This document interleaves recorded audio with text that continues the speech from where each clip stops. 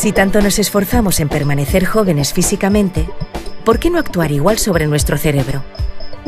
Hoy en Redes, Elsa Punset charla con el neurólogo Álvaro Pascual-Leone sobre las técnicas de estimulación no invasiva del cerebro, aplicadas tanto a terapia como a mejora de capacidades mentales como la memoria o la sociabilidad. En el programa, Pascual-Leone nos dará algunos consejos para mantener nuestro cerebro sano y descubriremos además qué piensa la gente sobre la estimulación cerebral no invasiva. ¿Te imaginas que pudieras potenciar tu cerebro cómodamente desde casa? ¿Cómo sería el futuro si los estimuladores cerebrales fueran un elemento más de la vida cotidiana en nuestra sociedad?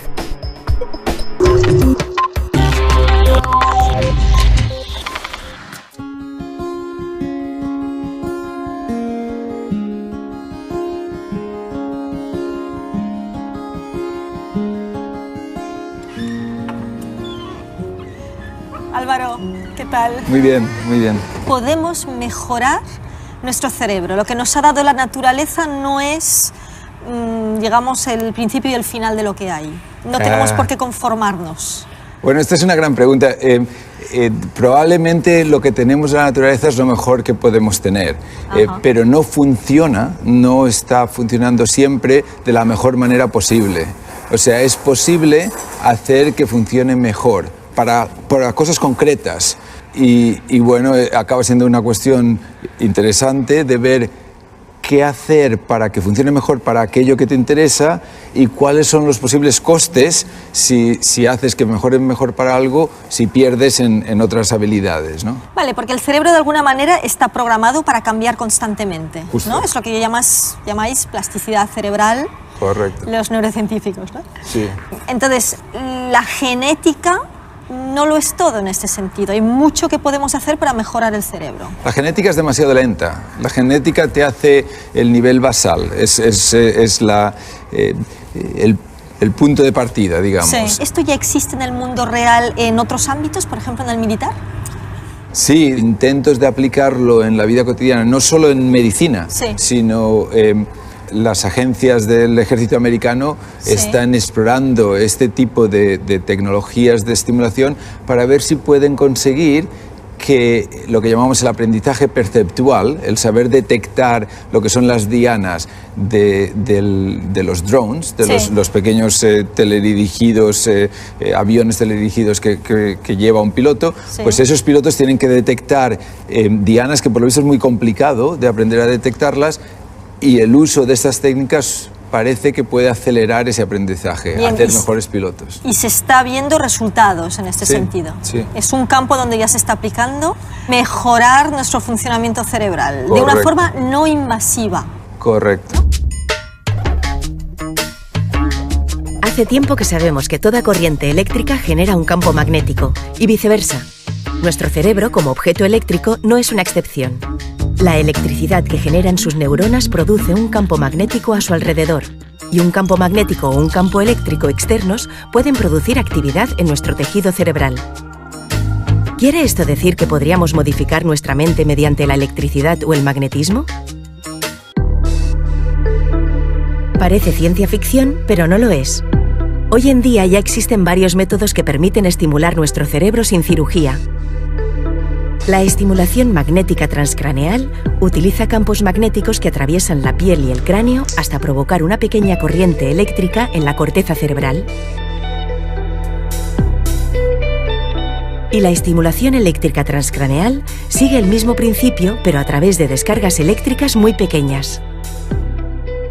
De momento, ya se está probando la efectividad de estos métodos no invasivos en casos de depresión, epilepsia, dolores crónicos, Parkinson, autismo y derrames cerebrales.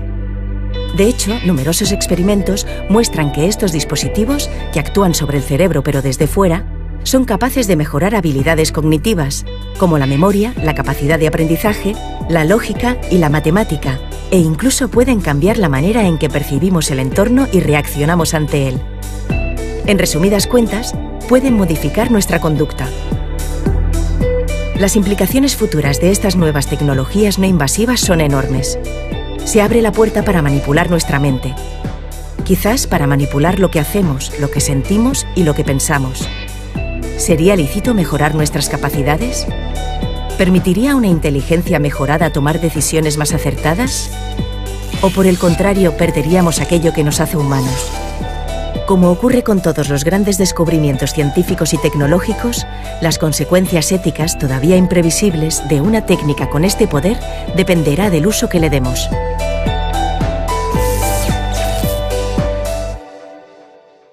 Si volvemos un poco a los inicios de esto, hace décadas que oímos hablar de formas invasivas de estimular el cerebro, sobre todo en contextos médicos, ¿no? Sí, el cerebro acaba siendo una gran maroma de cables, ¿no? Es un órgano eléctrico que utiliza electricidad para traducirlo en una reacción química concreta, sí, para de nuevo activar electricidad. Y entonces la idea de usar electricidad directamente para activar esos cableados, sí, es una idea antigua.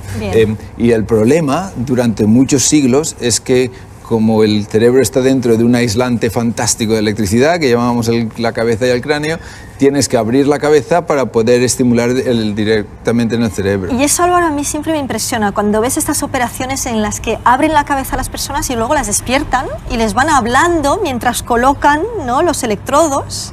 Alucinante, ¿no? Sí, ¿por qué no sufren? ¿Cómo es posible que lo soporten? Porque aunque sabemos que notamos el dolor gracias al cerebro, sí, el cerebro no tiene receptores de dolor. Eso es increíble. O sea, tú puedes abrir la cabeza y una vez abierta, lo cual duele un montón, sí, pero una vez abierta, cortar los sesos. Y la persona no se va a dar cuenta. Los sesos mismos no duelen, no tienen receptores de dolores, tienen todas las pequeñas arterias y venas en sus paredes tienen receptores de dolor. Por eso nos duele el dolor de cabeza, porque se dilata un poco la cobertura y aprieta. Pero no es el cerebro mismo lo que duele. Y por eso puedes anestesiar, abrir y luego despertar al sujeto.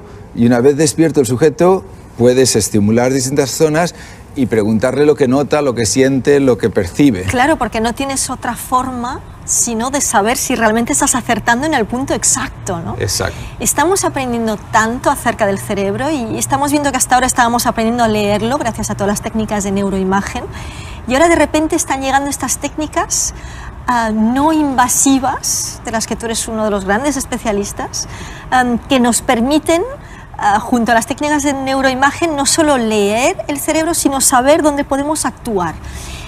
¿Sabes lo que pasa? Que nos hemos dado cuenta, sí, que el cerebro es como un móvil. ¿Tú sabes las esculturas de Calder? Sí. Los móviles de Calder. Calder decía que para darse cuenta de la belleza de esa estructura hay que hacerla que se mueva, hay que esperar que llegue el viento. Es verdad. En el cerebro sabemos que lo crítico del cerebro es esa dinámica de interacción entre zonas, y para poder verlo lo tienes que ver en movimiento, tienes que hacerlo actuar. No es una zona, y es una zona interaccionando con las otras. ¿Y cómo consigues que interaccionen?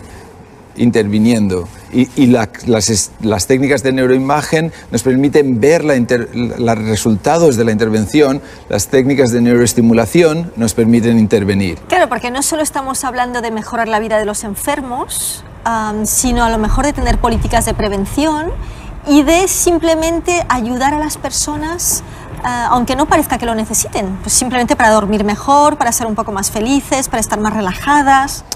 Mira, sabemos que a lo largo de la vida, a lo largo del desarrollo y luego a medida que vamos envejeciendo, sí, el cerebro va cambiando, ese dinamismo del cerebro va cambiando, sí, la eficacia de los mecanismos de plasticidad que hablábamos, sí, antes van cambiando. Van cambiando peor, ¿no? Van cambiando peor, van cambiando distinto. El resultado es que para muchas de las cosas que queremos hacer es peor. Bueno, es interesante esto, a lo mejor no es a peor, sino que la naturaleza ya lo ha pensado así para que te centres en otras cosas. Yo creo que sí. Y hemos decidido que es a peor, que envejecer es a peor por alguna razón. Por ejemplo, para darte algo que sabemos que es así y que yo por lo menos interpreto como a mejor, el hecho de perder capacidad para asociar cosas muy cercanas, el nombre del objeto, sí, el nombre de la persona, sí, esa pérdida de capacidad para eso está ¿Te refieres a la memoria? A la memoria concreta, a la capacidad de aprender los nombres o de recordar dónde dejaste las llaves. O de hacer multitasking. O de hacer multitasking. Todas estas cosas que sabemos que perdemos a medida que nos hacemos mayores, va asociado a una mayor capacidad de ver relaciones más distantes entre las cosas. Y entonces yo creo que la sabiduría de los mayores, que es ver relaciones donde realmente los jóvenes no las ven, sí. Esto está sustentado, en cierto sentido, es gracias a la pérdida de la asociación directa. De la mirada corta, digamos. De la mirada corta. Amplías la mirada. Ves el bosque y el coste es dejar de ver las hojas.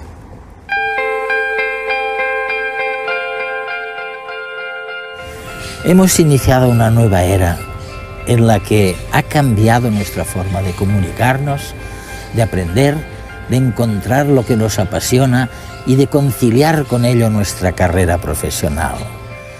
Todo eso está transformando y transformará todavía más las 100.000 millones de neuronas que conforman nuestro cerebro. Si esto es así, ¿cómo no vamos a permitir que nos estimulen el cerebro para mejorar la memoria, para aprender con más facilidad, para sufrir menos del estrés y de la ansiedad que nos acosan? La estimulación cerebral, mejor aún si no es invasiva, nos acompañará en la próxima etapa evolutiva del cerebro humano. Así que todo lo que nos pasa cuando envejecemos cerebralmente no es malo. No, no es nada malo. No solo no es malo, es crítico para el bien de nuestra sociedad mantener de forma activa, de forma capaz a los mayores, precisamente porque nos dan este punto de vista distinto, esta sabiduría. Yo creo que el gran reto de la neurología para el futuro es el hecho de que la sociedad envejece, de que nos hacemos mayores. Cierto. Y que con el envejecimiento aumenta la incidencia de todas las enfermedades neurológicas. Que son tremendas. Que son tremendas. El Alzheimer, la depresión, la esquizofrenia. Los mayores factores de riesgo reales de todas estas enfermedades es la edad. Y entonces, ¿qué hacer para prevenir esas enfermedades? ¿Qué hacer? Es algo que es importante. Yo creo que lo que hay que hacer es detectar lo que es el patrón de salud cerebral y desarrollar estrategias para mantener sano el cerebro de cada uno de los individuos longitudinalmente a lo largo del tiempo. No tratar la enfermedad, sino mantenernos... Prevención. Mantenernos sanos. ¿Y estamos poniendo en marcha políticas de prevención? Tú vives en Estados Unidos. ¿Ahí las están poniendo en marcha? Las políticas yo creo que todavía no. Estamos poniendo en marcha las investigaciones para detectar esto, estamos poniendo en marcha las concienciaciones de la gente que esto es algo importante hacer. Estamos empezando a conseguir que se invierta en investigación para hacer esto.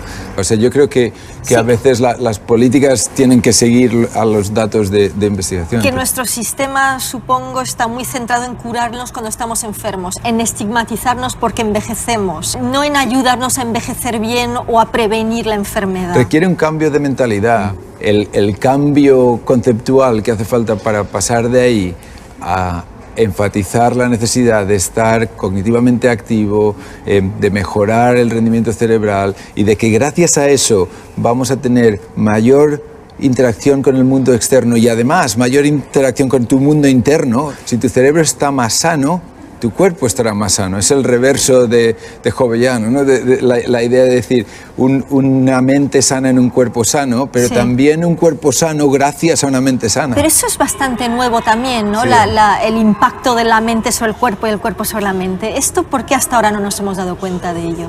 Bueno, hay culturas que se han dado cuenta, la medicina le ha costado, no solo le ha costado, sino que cuando empezamos a darnos cuenta lo llamamos medicina alternativa y por lo tanto lo pusimos ahí un poco en un rinconcito. Que no nos fiábamos, ¿no? Ya nos damos cuenta que necesitamos hacer el establecimiento real de las bases neurobiológicas de estos principios.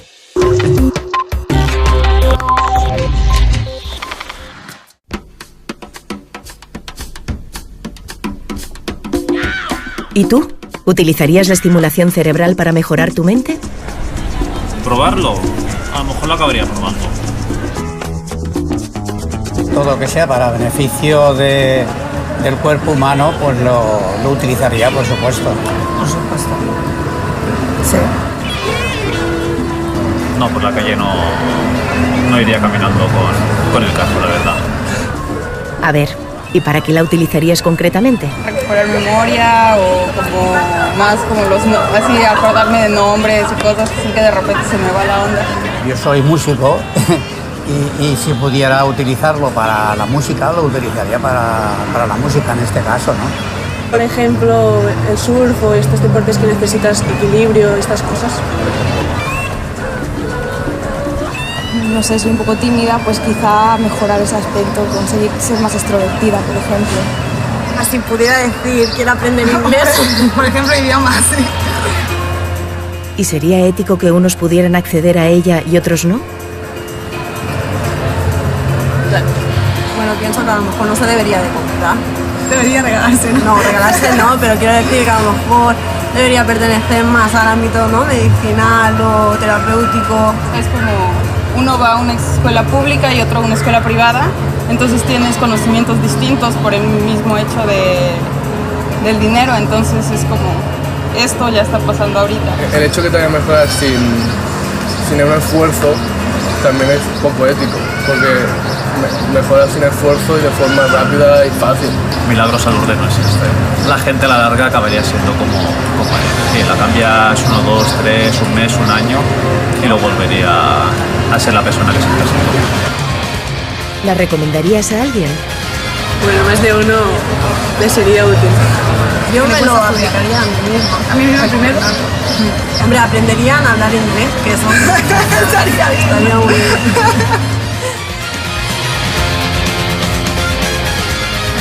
Qué precioso.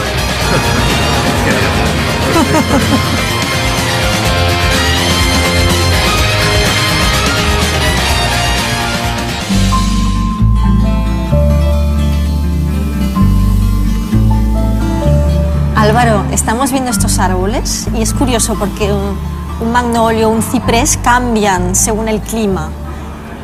¿Pasa un poco con las personas? Es decir, ¿podemos ser todos cipreses, pero según dónde has crecido, según cómo has crecido, tu cerebro cambia completamente? ¿Qué es un cerebro normal?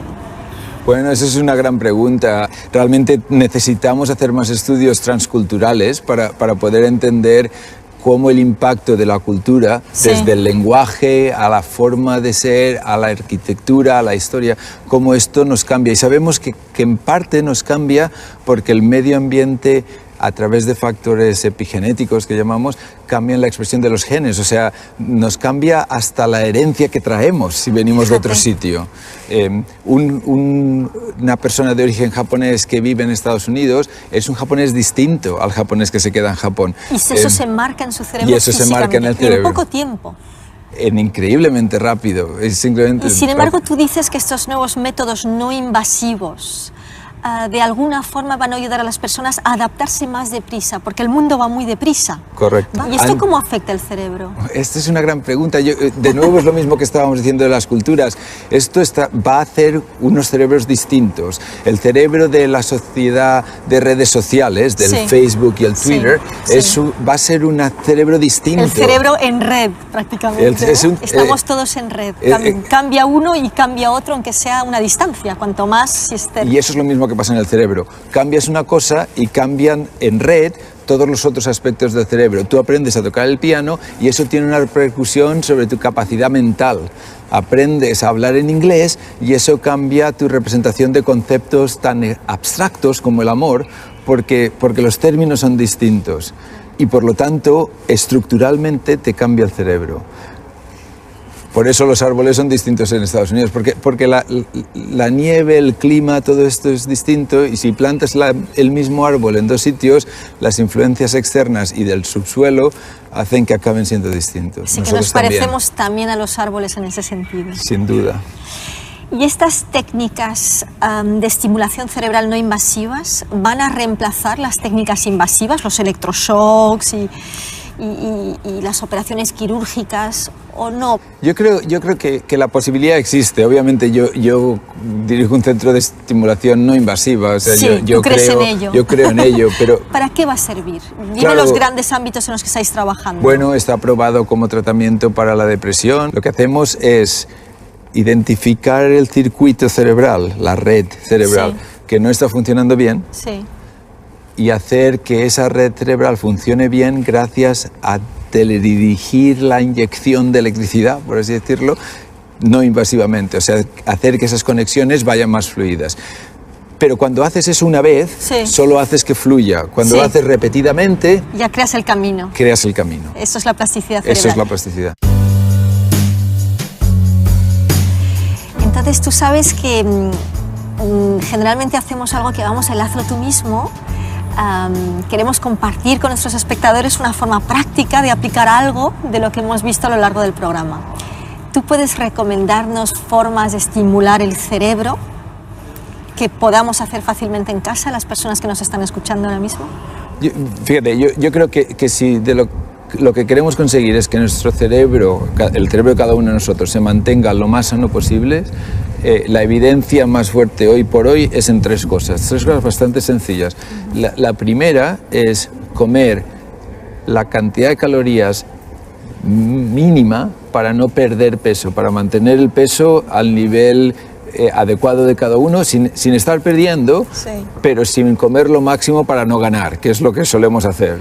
Primera sugerencia. Primera cosa. La segunda cosa es que el ejercicio físico es útil, y la forma más fácil de hacer ejercicio físico es usar las escaleras, pero la realidad es que 15 minutos de ejercicio vigoroso para poner en marcha el corazón, y esto tiene una ventaja no solo cardiovascular, sino que tiene una ventaja cerebral.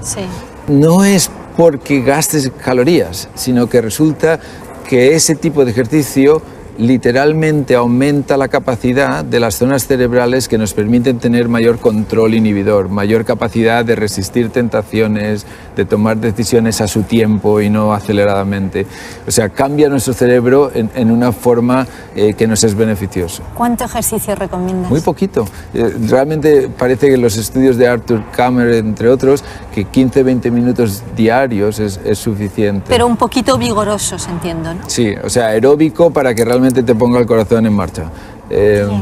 Así que tu segunda sugerencia para un cerebro sano es hacer un poquito de ejercicio cada día. Correcto. Así de sencillo. Así ¿Y la tercera? Y la tercera es darse cuenta de que igual que los músculos hacen ejercicio, nuestro cerebro a la postre es un músculo un poco especial que necesita hacer ejercicio también. Y entonces hacer ejercicio cognitivo para mantener la capacidad plástica del cerebro es importante, y aquí la puntualización es darse cuenta de que lo que estamos hablando no es hacer más de lo que uno ya sabe hacer, sino salir de tu zona de confort. Justo, hacerle hacer a tu cerebro cosas que no sabe hacer. Por ejemplo, ¿tú qué harías? ¿A ti qué te cuesta hacer? Yo no tengo ni idea de cómo bailar, no sé hacer punto crochet, y ese son el tipo de cosas que me harían mejorar las capacidades cognitivas. O sea, realmente es darse cuenta que la función cerebral está en todas las habilidades que hacemos, y que si tú no sabes pintar, quizá eso es lo que deberías hacer. Si no pero como hobby dedicando esfuerzo. O sea, no una vez y se acabó. Exacto. Es lo mismo que el ejercicio físico que decíamos. Si lo usas, lo vas ganando. Si lo dejas de usar... Úsalo o piérdelo, ¿no? Dicen del cerebro. Parece que esto es el caso. Fantástico. Mil gracias, Álvaro. Un placer a vosotros. Un placer. Gracias.